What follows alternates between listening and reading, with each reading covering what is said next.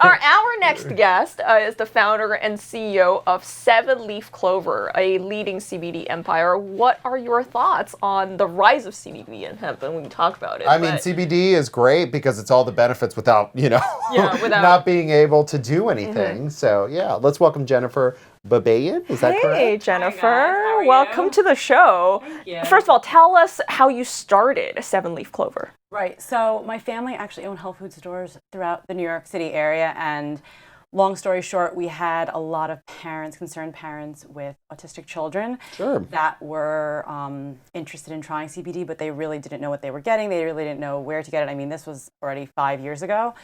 So that's kind of how we became involved. We went out to California, we went to Colorado to kind of get educated, and we started bringing in products that we thought were of the highest quality so we could actually recommend So it. no THC then, just CBD.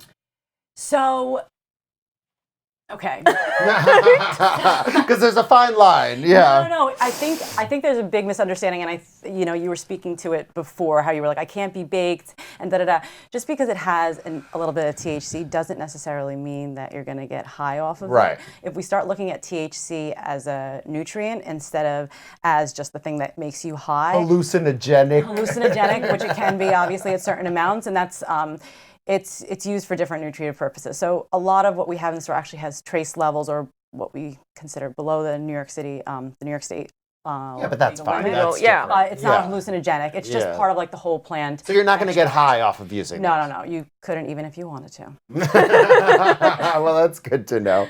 So you had these parents, and there are a lot of benefits. I had these parents. You had these parents coming to you. Still exist. There is no one, hell hath no fury. It's supposed to be a woman, but I feel like it's a child's parents, right? Because especially if their child is sick, they're looking for anything. Totally. Right? And they came to you and they said, we have these children with autism. My child. Will CBD help? So how did you provide them with the product? So, so how do we provide them? I mean, technically we had products in the store and we gave it to them. We went through dosing school, and it's just an open. There's a lot involved there. Yeah, but I mean, the backstory to that is obviously we walked the fields of the companies that we carried. We did third-party testing. I mean, this is before there was like anybody doing anything. And so we brought in companies ourselves that we would feel comfortable taking ourselves, and also bringing into consideration that we're plant medicine people. Like, that's our background. It's supplements. It's not. So this is just the next chapter. It's not marijuana. Yeah. It is plant medicine. So we assessed it the same way that we would assess any other extract in the store. Right. So tell me about operating in a not completely legalized environment. Yeah, that is interesting. It's an intricate line. You have to walk there. So we operate totally above the line. There's really there's no gray for us. It's very, very clear what is okay and what's not okay. And thankfully, I have a really great legal team, and my family's been in retail for a long time. So I think you guys are a nice Armenian family, right? We are a nice Armenian. Well, my dad is Armenian, but yes, we are a nice Armenian family. A merchant peoples. Yeah, that's true. Armenians were very entrepreneurial. I think there's a lot of people that are like, oh, this isn't legal, this isn't the gray area, because they don't understand that there's distinctions. Like, CBD isn't just CBD. Like, CBD is one term for a lot of different things, and depending, which thing you're talking about, it's legal or illegal. So, for example, CBD from marijuana is totally different than CBD from industrial hemp.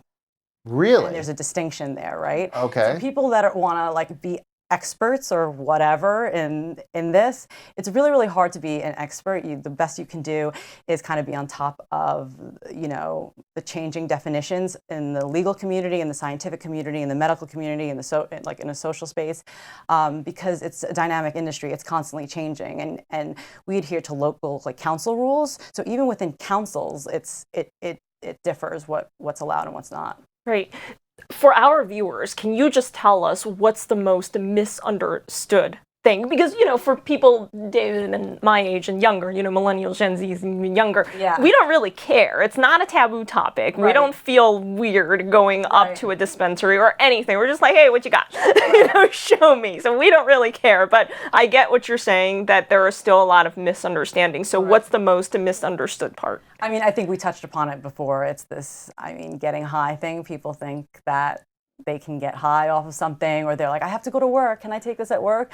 And it's like, obviously, or I'm taking this at Thanksgiving dinner. I don't want to be stoned. Yeah. I just want to That's take my all right. whole family out. So I think it's that idea that there's a possibility of getting high, or that's it's not even a thing. I mean, I've been told by people at the dispensary, like, oh, you can take the tincture in the morning. It's not going to be it's not going to do anything high or anything. Right. And then, when I try to, maybe just my body reacts to it a little differently. So I sometimes still feel I can't focus on my work after taking it. So you got it from a dispensary? Yeah. Right. So, yeah. What you buy from a dispensary is going to be different Yeah. than what you buy from us anyway. Yeah. So it's not like for like. And even within a dispensary, there's various different Sure. extracts. And then even from state to state, the amount of lower limits of THC, upper limits of THC are regulated like that. So when you say dispensary, it's like it's a wild, wild Yeah. west. And anyway, and also legally they can have quite a bit of THC in them, and it's your own metabolism, so you might metabolize things differently.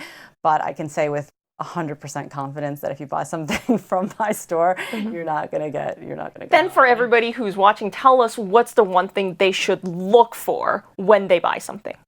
Right. I think accountability and knowing where your product is coming from, and knowing that there's somebody accountable for the product. I mean, we only carry seed to shelf producers, so the people who plant the seed are the people who make the end product. If something goes wrong, there's one person that's totally invested and accountable for it.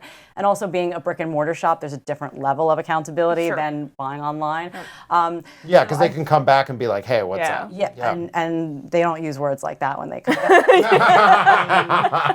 Less polite. It's New York, so You are such a New Yorker, Jennifer. I am such a New Yorker. You are. They don't use words like that. You guys are a rambunctious bunch here. Julie and I are transplants. Yeah, so. Really? Yeah. You guys don't. That's why you guys are mince so words. nice. Yeah, well, Yeah. That's why there's no cursing as of yet. So that's good. So are you going to expand and become a dispensary if weed becomes legal in New York, or are you sticking to what you're doing? So it's so interesting because I get that question all the time, and it's like saying, are you going to open a bar, or are you going to, open a restaurant or whatever? It's a distinct industry with distinct rules. I mean, So that's not what you do. You don't want to get into. As of now, that's not what we do because recreational is not legal in the state of New York. So even though the weed bus pulls up in front of my work every day. That is not real. Do you know that the NYPD tested and they don't product, have the THC? and it doesn't even have CBD in it. So what is it? what? It's just doesn't have stupid people paying $8 for a lollipop. Oh my god, that makes no sense. Oh, It's genius. Yeah, and then you can go on the NYPD site and it says that there's not even So that hemp in weed it. mobile is selling nothing? It's selling nothing. They're selling Charms Pops. So you're like, how does the NYPD let them get away with it? It's like the police officers are probably like, these morons are just lining up to pay. For the record, I've never bought anything from them. I was just fascinated because... I walked up to it a few Everybody's times. like, how is this possible? What is this?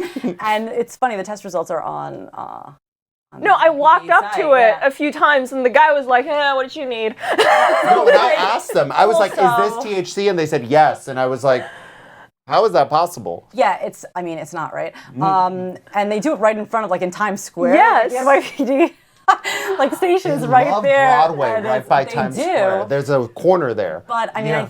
I think the police officers are just kind of laughing at everybody that's queuing up to buy a $15 brownie. Fake because marijuana. they're like, all right, you can spend. So what are they money on putting that. in there? Like spearmint? I mean, I don't know, but it's what I mean. Then why are they not in trouble the other way for false advertising? Because I don't think that saying to somebody on the street, yo, we're selling THC is exactly advertising. Now that's a New Yorker. Yo, we're selling THC. I think, I think they have gotten into their own stuff. But I mean, if you're selling, water pills ultimately, then what is there to get in trouble about? I don't know. I mean, I'm not obviously. Yeah, you're also not a lawyer. I want to bring back the lawyer that was before you. Please don't. I deal enough with the lawyers. Yeah, I don't know. Obviously, that's not my industry. That's not my game. But I don't think that anybody that's buying off of a truck in Times Square is seriously looking for, well-being and, optimizing their athletic It performance. literally fell off a truck. Or like, Yeah.